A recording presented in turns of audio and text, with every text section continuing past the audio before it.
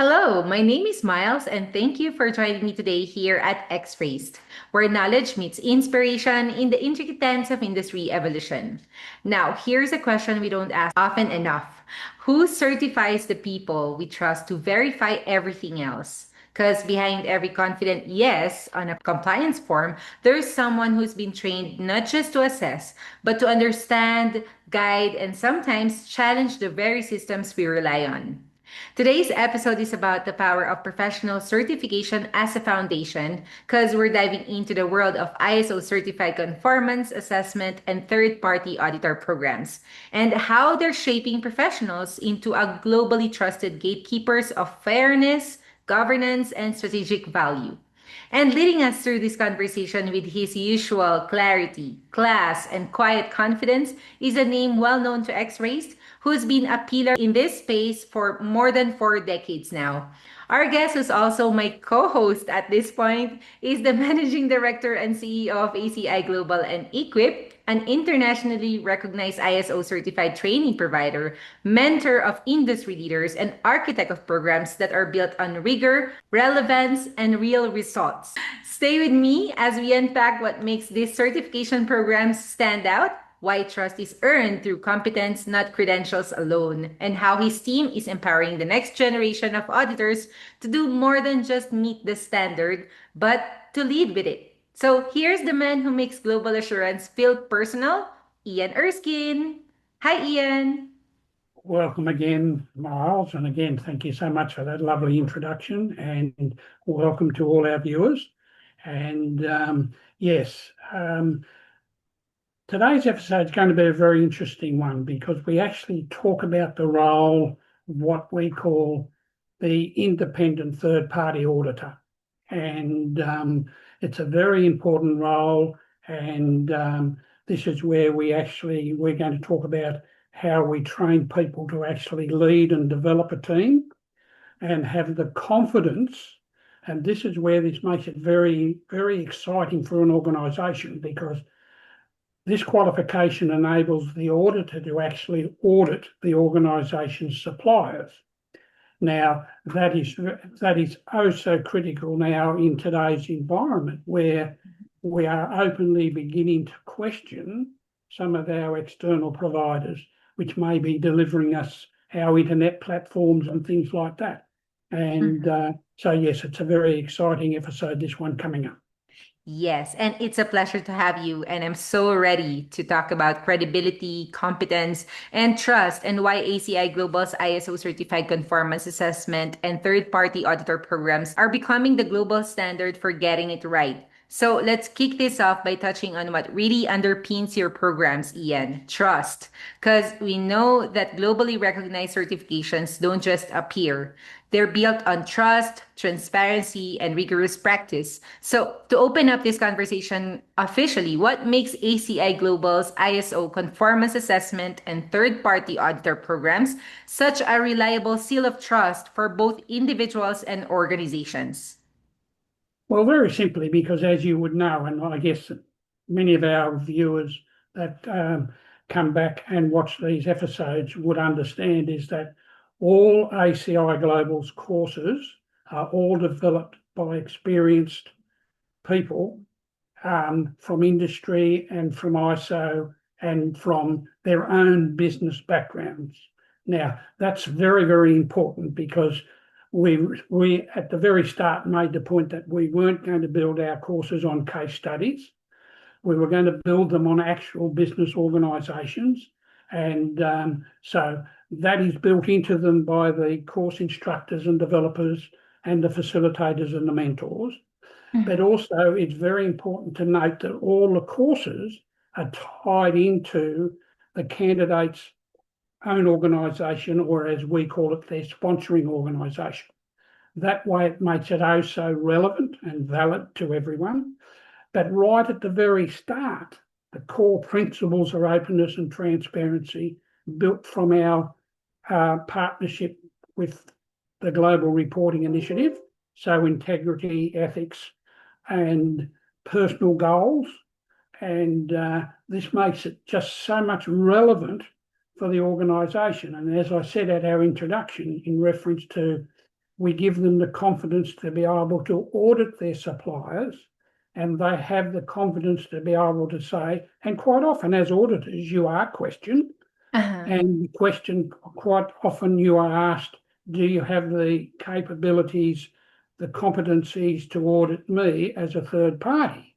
And the candidate simply can say yes, because that's what we've been doing with the auditor training, is looking at what is the expectations, not only on the organisation for the third party supplier, but also on the other side, what are the expectations of the supplier supplying to the organisation? So Mhm. it's a two-way street and very much open and transparent, impartial, and these practices are taught throughout the course. Mhm. Right. It's amazing how much of that trust is earned, Ian, aside from through systems, but also through standards in action. And as you emphasize clarity, transparency over complexity, it brings us to the how behind it all. These programs clearly aren't built from slide decks. They're rooted in lived experience. Can you give us a peek behind the curtain into how ACI Global blends mentorship, facilitation, and real world ISO knowledge into a learning journey that actually sticks?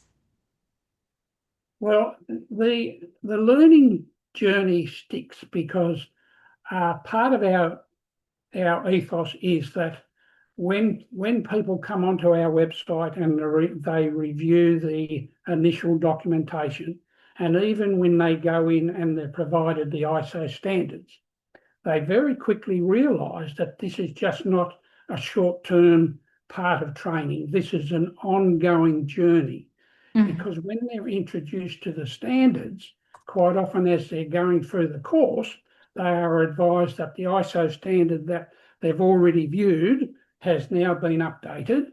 So there's no changes to the cost of the course.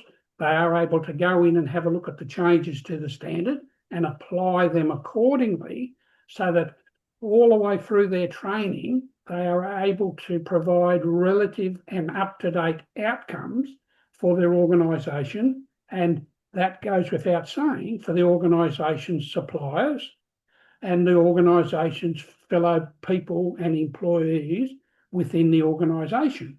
Because Mhm. quite often what we see as the people go through the courses is that there's quite often other people join in part of that training of the candidate, because this is where you get interconnected roles and responsibilities.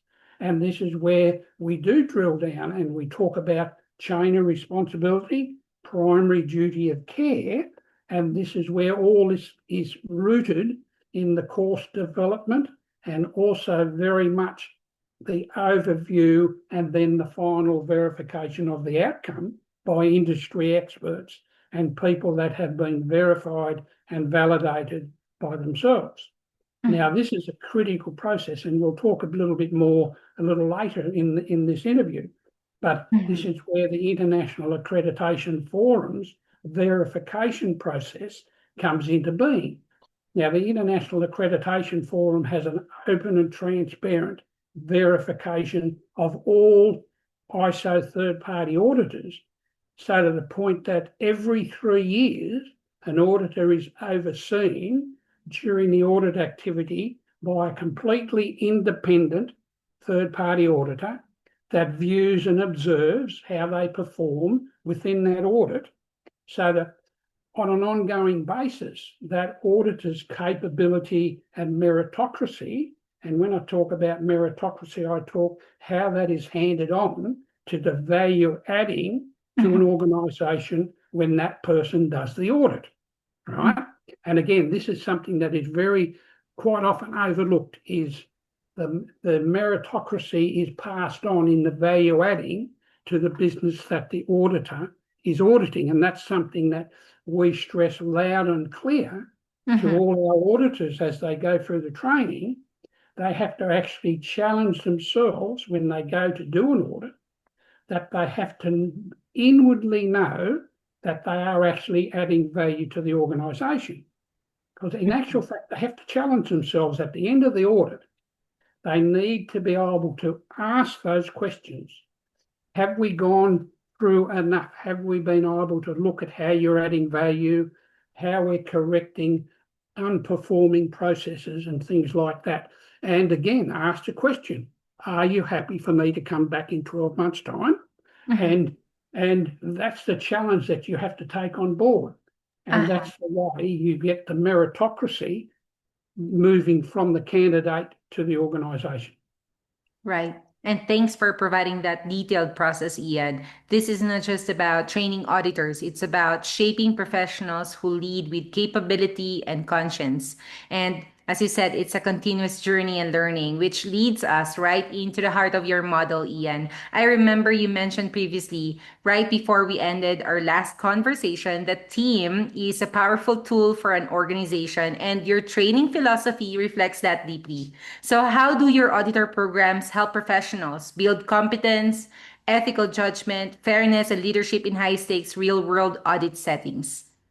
Well, we go back to a number of very, very telling lessons that have occurred over many years. And one of the podcasts that we get all our auditors to view is Admiral Rankin, the leading US admiral, where he was training his SEAL pups. And I think you've heard me mention this episode where they were chin deep in mud, and they were treading water, trying to keep themselves above the water and the mud. And one of the fellows thought to himself, "My God, I'm not going to survive." So he started to sing. Uh-huh. Now, the person in charge of the training yelled out of the top of his voice, "Shut up." And the person who was singing thought to himself, no, he's too far away from me. He's not going to be able to do me any damage. But I know if I stop singing, I'm going to lose my concentration and I'll go under. Uh-huh. So what he actually did, he started to sing louder. His fellow SEAL pups joined in. So they all started to yell and scream and jump and so forth. And it wasn't long before the sergeant of the team ordered them all in. And, one or two of them were expecting to be roused on severely, but he targeted the person who had initially started to sing. And he said, "Congratulations, young fellow, you are a true leader." Now, what we do with that, we transpose that to where when we're getting the team leader to bring his team together, what we do, we stress on them the most important thing to look at and understand from each participant's point of view of that team is an understanding of weaknesses, not strengths, because strengths will come out normally. But if you concentrate on each other's weaknesses to build them into a strength, that's what will actually happen. But Mm-hmm. if you push the weaknesses aside and just allow each to lead by their strength, that's where you'll end up top heavy and you won't be bringing everyone up on a team journey. And that's what we very much stress. And that's that part. But we also stress very much on an individual's personal performance indicators. Okay. Because if we don't continue to address those, and we do that with the Hogan profile, and we develop a SWOT analysis on each of our candidates so that we look at their strengths and we look at their weaknesses. And again, going back to their weaknesses as we go through their course, that's where the instructor and the facilitators work together because they've worked with the candidate, how to look at the SWOT analysis, right?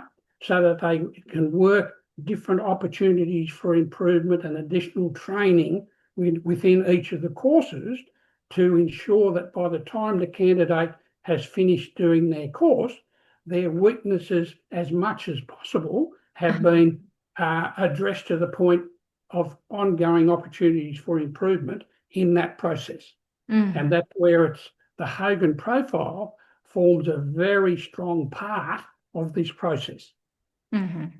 Yeah, one can either hand someone a checklist or one can hand them courage, clarity, and character. And Your approach clearly favors the latter. So let's go over the actual field work these auditors step into, Ian, because when it comes to audit scope, surveillance, and ongoing reviews, it's easy to get caught in procedures. But your programs emphasize seeing the bigger picture. How do you prepare auditors to understand complex organizational ecosystems and drive continuous improvement rather than just flagging faults? Well, it goes back to the very beginning. And again, we've spoken about this before, that every person within the team has to be prepared to be able to ask the probing question as if they had absolutely no knowledge of what the Mhm. question they were asking. They have to go in with an open mind, because I challenge everyone on this. Because if you go in with your own preconceived thoughts, your brain is quite clever, and your brain will start to shut off what that person is answering you in reference to the question you have asked. Now, this is where it becomes very interesting, because I challenge my auditors and the people that go through our training, because quite often they say, oh, I can take my computer in and check it off and fill in the gaps as I go. And I said, no, you must not take your computer in. All you need is a notebook, and all you need to do is take little bullet point notes as you go. Don't take elaborative notes, because if you take elaborative notes, that's what you're doing. All you're doing is writing notes, and you're not actually listening above all, but observing, seeing the response of that person to the question you've asked. Okay. Now, just when I said that, I saw you slightly turn your head to review the information coming in. That's what you as an auditor have to be able to do. You gauge facial expressions, the Yeah. observations of the person, and then you gauge the answer they've provided, right? Because there are times where a person can be evasive. They can keep trying to throw you off the direct question you're asking, to the point where you've got to be able to develop within your framework. You've got to be able to cut through that and say, no, let's cut to the point, answer the question yes or no, right? Mhm. And that way you can get the person back, right? But to start all this off, you've got to have sort of an open mind when you ask those questions, or it simply won't work. And so what I'm saying is, I challenge people when they do their audits, because quite often when they see me come in and they're coming in as a trainee and they watch me, they will often say, wow, you don't take a lot of notes and you don't have your computer with you. And I said, no, because what I try to do, I try to put it in my brain. Uh-huh. So after the audit, I tend to go away and have a couple of hours by myself, and I take what I've got in my brain, match it to the bullet points, right? And that's how I develop my observations. I don't do it on the spot, Yeah. because quite often doing an audit, it can be quite complex, and there's a lot of information you've got to be Mhm. able to take in. I can And imagine. again, going back to our conversations in reference to automated decision making, AI, and things like this is why those technologies will never work with conformity assessment, because it has to be on a two-way process between the auditor and the employee or the organisation. Transfer of questions and ideas and information between the two, coming into a format where you're actually able to go back to the organisation and provide the observations, the positive outcomes, or you might come up with a idea where they're not quite conforming, and you'll discuss whether there's a non-conformance or an opportunity for improvement to be raised. And that's how you do it, by proper communication, people to people, Mhm. and the ability to capture that intelligence. And again, we've spoken about human intelligence. So you've got to be able to capture that human intelligence, put that into a format so the organisation can go away and say, wow, yes, we certainly can do better with that process. Okay. And that's how you get your value add process. Hmm. It really makes sense, Ian, and that really brings it home. I think we both know that changing a business process to improve it lasts longer than just checking a box. So, for someone out there, Ian, considering ISO auditor certification or maybe a business leader thinking of investing in their team's auditing skills, what advice would you give them? And how can ACI Global help them meet the standard and lead with it? Well, I think ACI Global, well, I don't think I know. I'm confident in our own standing as a educational body and what we've done. We've put processes in place where all the relevant ISO standards and industry standards are available to the candidate at any given time. So they are able to have access into the platform where the standards are. And like I said, if there's any changes, they can pick those changes up and move forward. Now, this is a very important thing to remember with when people are deciding on whether they'll come to ACI Global or whether, look, we'll go to a course that's only going to cost us $150. And quite often I will say to them, well, it's horses for courses. What do you actually get for that $150? Now, most often the cheaper courses, basically you get a certificate of attainment. Now, with ACI Global, you get ISO personal certification for 3 years. You get a ongoing training over that 3 years, right? So that at the end of the 3 years, we say to them, okay, so you're ready now to be recertified for a small fee, and then we take them for another 3 years, right? So that's where our programs rise above the rest. It's a bit like the cream rises to the top, right? And but also the other benefit and the other critical adding value is that the organisation also gets that value add as well, because the auditor is reviewing, adding value, improving processes of the business, also of their people at all times over that 3-year period. And again, the other benefit purely is that at the end of the training, the organisation, if they're not certified, are ready for certification. Separate fee, yes, but they don't have to pay any exorbitant or any additional cost for a system that you be put in, because the system's either been completely reviewed or been put in from scratch, because that's what the auditor or the candidate going through the training has to demonstrate ongoing, is that those assessments are based on a real organisation's processes and activities. Yeah, so what ACI Global has is more than just a typical certification. It's an ongoing ISO training for 3 years. And Ian, that's the kind of advice that makes you want to hit enroll now. And honestly, the idea of leading with the standard, not just meeting it, that's a message I think a lot of organizations need to hear today. Yes, and I know what we'll do when you prepare this podcast, Miles. You'll put a couple of links in there, and I'll give you some ideas, a couple of courses where people can log in. And what I'll advise them to do is, if they just mention your name in the review process, we'll give them a 25% reduction in the price of the course. Awesome. Okay. Yeah. Wow. So but so in the briefing notes under the podcast, there'll be a couple of links there where they can review a couple of courses. But they can pick any course as long as when they register, they mention your name, Miles, and we'll give them a special discount. Awesome. That's really cool, Ian. Wow, so generous of you. And I guess this conversation reminds us that auditing, when done right, isn't about catching mistakes. It's about building trust, validating values, and empowering professionals to lead with fairness, insight, and strategic impact. So, Ian, thank you as always for your time, your wisdom, and your unwavering commitment to raising standards in the most human centered way possible. Your work continues to raise the bar globally, and we're lucky to have you here with us.